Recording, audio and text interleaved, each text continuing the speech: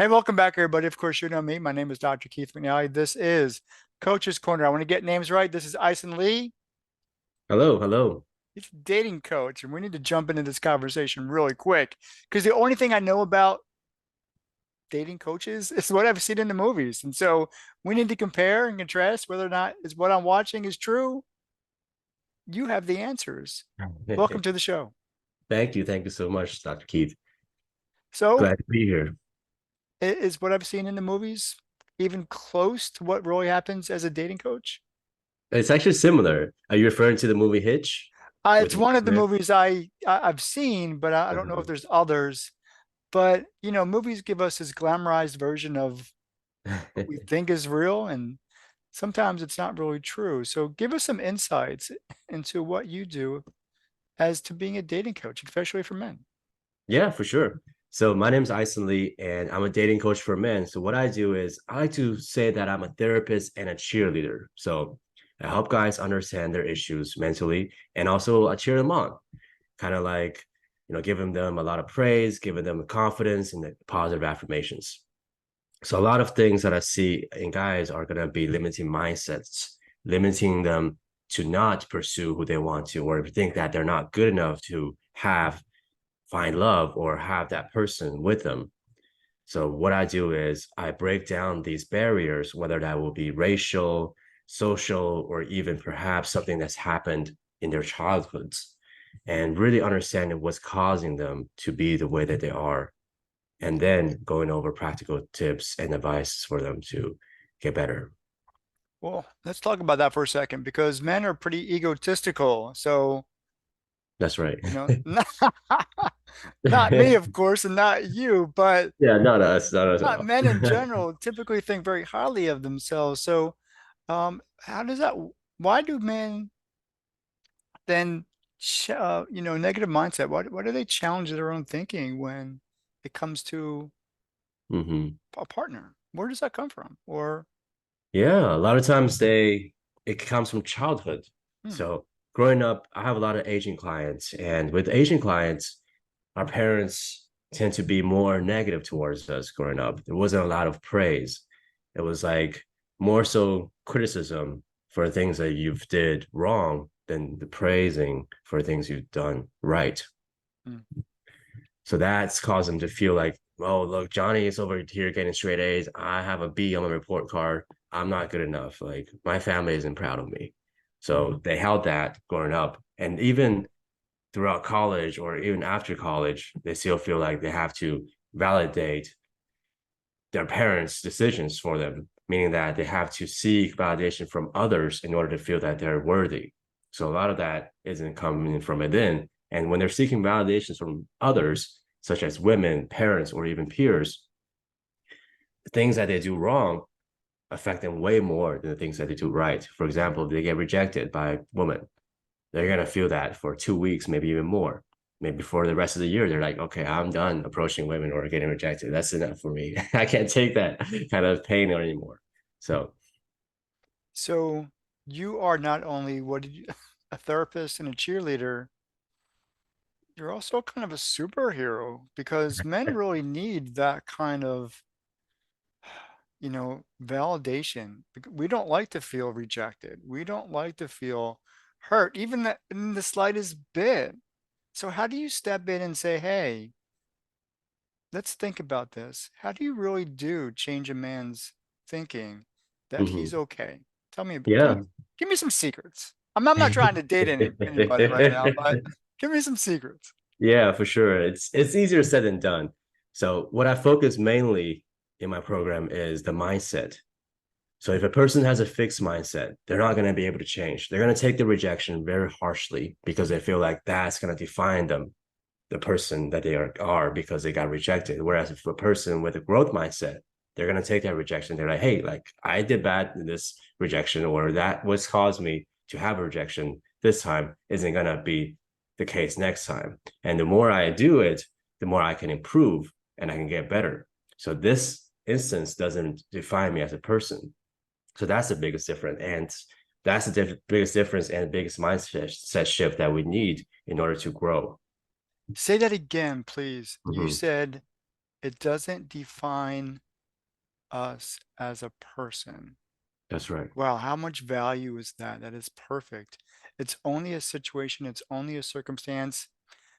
Heck, the person you're that person, the person that man's trying to go after may not even be worth it. And I don't want to say Yeah. that out loud, but still, um, it doesn't really matter because it's a two-way conversation. It's a two-way street that one Mhm. person's going after the other. Other person's got to receive that That's right. attraction. So as a dating coach, you mentioned that your primary client are Asian men. Yes. Correct. Do you reach out to or do other men, white older men? And again, I'm not looking to date.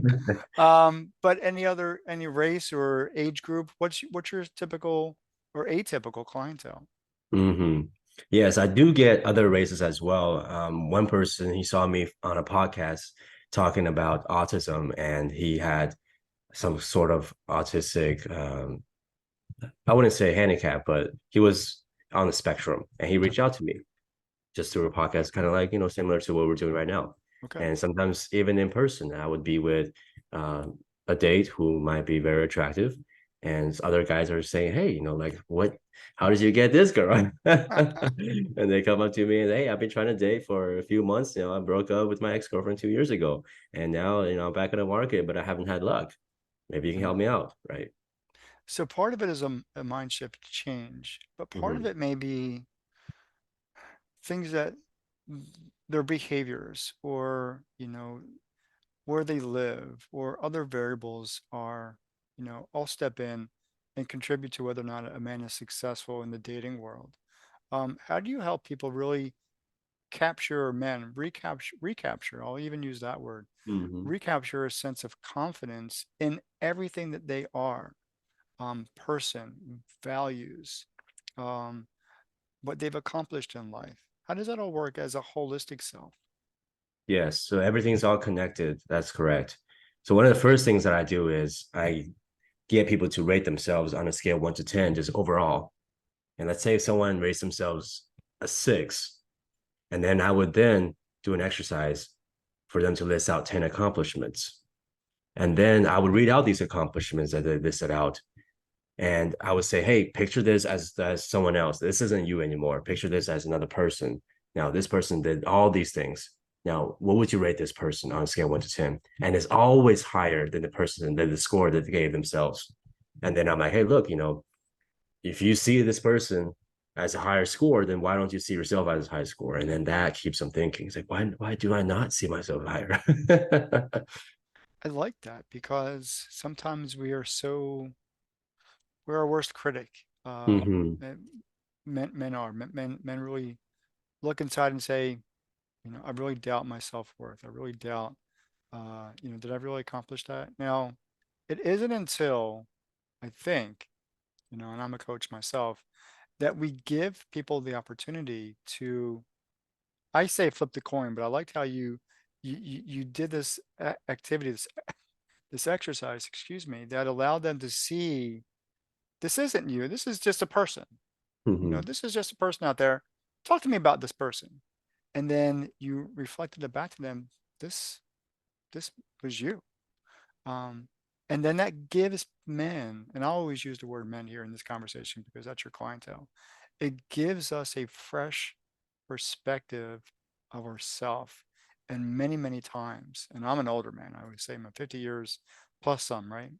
It gives us a fresh perspective of who we are. And that's, I think, a starting point. When you do this with men, what then becomes their confidence level? Does that change? Definitely, definitely. So talk There's talk definitely to a us about that. spark.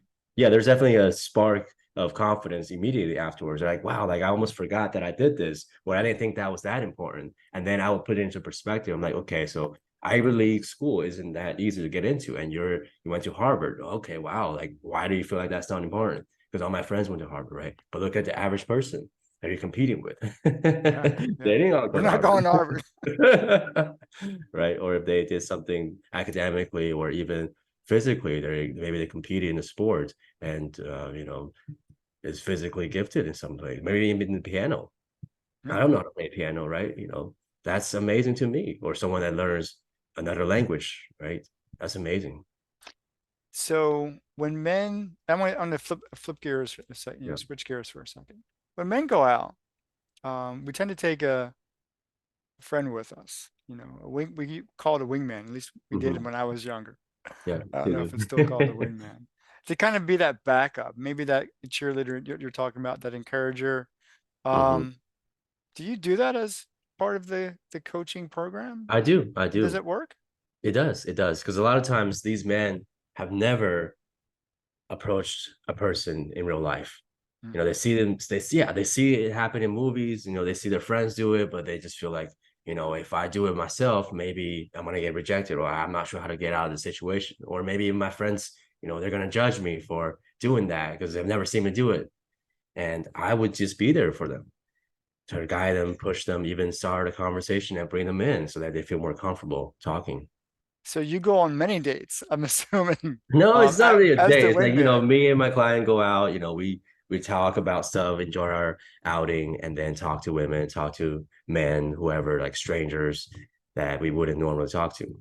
Well, let me ask you a question. And now this is something that interests me. When and I'll do it as a man approaching a woman, and I'll Hmm. leave it at that kind of context. And you're there in the situation, and it's the coach's bylaws. We're not telling other people that we're somebody's coach. It's kind of unethical. So you're Mm. there as this wingman person. How do women see you as you're trying to help this other guy? Do they think he's less and you're more? What's that dynamic look like? I'm really No, curious. that's what I used to do. I would just say, "Hey, this is my friend." But nowadays, my clients are so confident in getting coached by me. They're like, "Hey, I've accepted that this is what I need. So you're my coach," and they would introduce me as their coach. Oh, And that, yeah, that changes everything because now the woman they're talking to is going to be more interested since the guy is more vulnerable around her. And if well, someone is able to share something that intimate, then that's definitely um, another level of confidence and respect that person is getting. Well, and I think that's appropriate because Mm. it would be your client's responsibility, or on them, their responsibility to say, "My coach, man," and I'm here working on me because I'm Yeah. interested in you. I really like that. So, Hmm. how do people get in touch with you? Where are you in the world and social media and all that Yeah. stuff? So I'm located in Austin, Texas, and anyone could reach out to me on Instagram. My Instagram is just my first and last name, Aisenli, or you can go to my website, theasiandatingcoach.com. Yeah, just shoot me a message. We can have a free 15-minute talk just to get to know each other and see if I can help. Okay, but before I let you go, and you got to do this really good because men out there are listening and they Mm. need your help. You're going to give them something right now that after they hang up this call, after they leave this conversation and they're thinking, I need some help, other than contacting you, which I know they will, you're going to give them something inspiring to do right now, like you said, to change that Mhm. negative mindset. What would that thing be?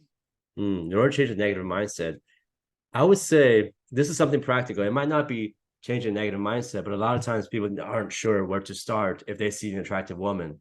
I would say, so my philosophy is always transparency and integrity. So just tell her how you feel. So let's pretend I see an attractive woman right now. I would go up to her and say, "Hey, I know this is random, kind of strange, but I would be kicking myself if I didn't come up and talk to you.